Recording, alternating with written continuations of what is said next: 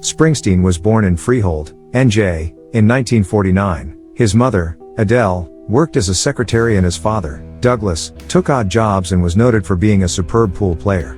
Although Springsteen is a Dutch name, he was also Italian, and his ancestors lived in the Neapolitan region of Italy. Both of his parents wanted him to pursue a career route other than music, and his father was particularly strident about the topic. As a result, Springsteen and his father often experienced a clash of wills.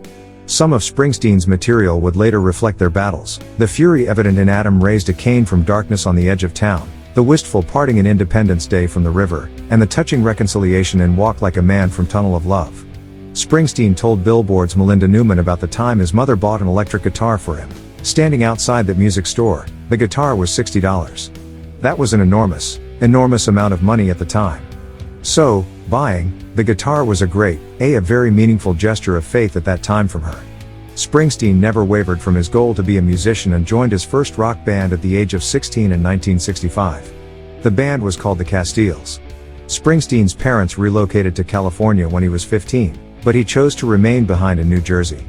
He briefly took classes at Ocean County Community College, and had some poems published in the school's literary magazine, but his heart was in performing and playing music. He began playing in Asbury Park, New Jersey, and in New York City and led a variety of groups in the late 1960s and early 1970s, including Steel Mill, The Rogues, Dr. Zoom and the Sonic Boom, and the Bruce Springsteen Band, which is how he met many of the musicians who would later comprise his E Street Band. In 1972, at the age of 23, Springsteen signed a management deal with a fledgling songwriter-producer named Mike Oppel and his partner Jim Kritikos.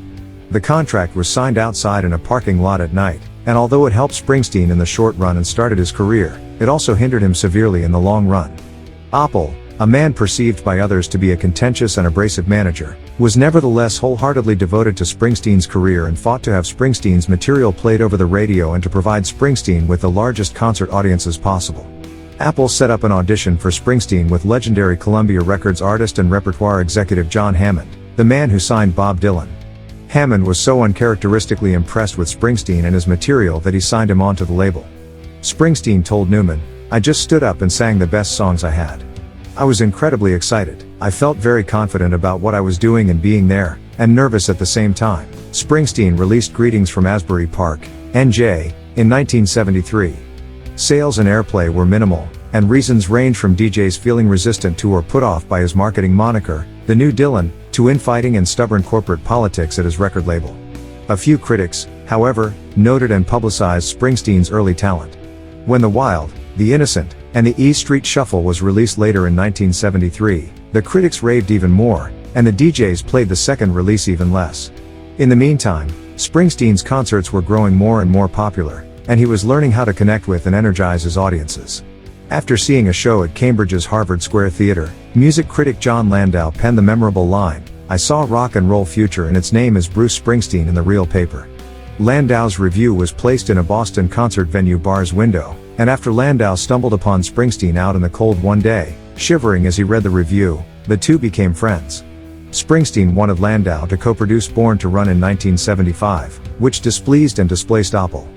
Born to Run was an immensely popular record and, as a result of its popularity, Springsteen was featured simultaneously on the covers of both Newsweek and Time in 1975. Born to Run featured a Phil Spector-like wall of sound production, combined with his earlier brand of rich, urbane lyricism. Springsteen followed the album's release with tours in the United States, the United Kingdom, and Sweden.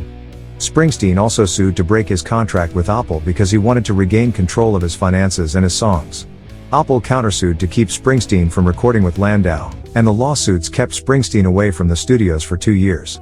Springsteen won his case, Landau became his manager and producer, and Springsteen was in control of his catalog and career. Springsteen released Darkness on the Edge of Town in 1978, followed by The River in 1980, and Nebraska in 1982. The hit single Hungry Heart was included on The River, and it became his first album to reach Billboard's #1 spot.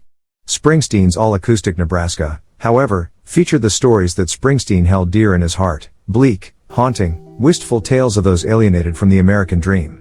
He told Newman, "I enjoyed making Nebraska so much, I pursued it before I went back to making Born in the USA." Nebraska reached #3 on the Billboard album chart. The multi-platinum Born in the USA was released in 1984 and was one of the biggest selling releases in rock history.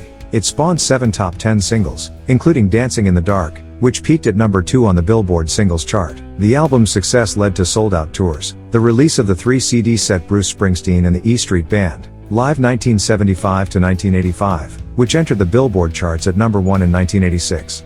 Springsteen wed model actress Julianne Phillips in 1986, released Tunnel of Love in 1987, and then became romantically involved with backup singer-guitarist Patti Scialfa. After leaving Phillips, Springsteen had a son with Scialfa named Evan in 1990, and married her in 1991. In 1992, he simultaneously released Human Touch and Lucky Town, both recorded without the E Street Band. The albums entered the charts at number 2 and number 3. In 1993, Springsteen recorded the theme song Streets of Philadelphia for Jonathan Demme's film Philadelphia, which starred actor Tom Hanks. The haunting, poignant ballad earned Springsteen an Oscar and 4 Grammy Awards.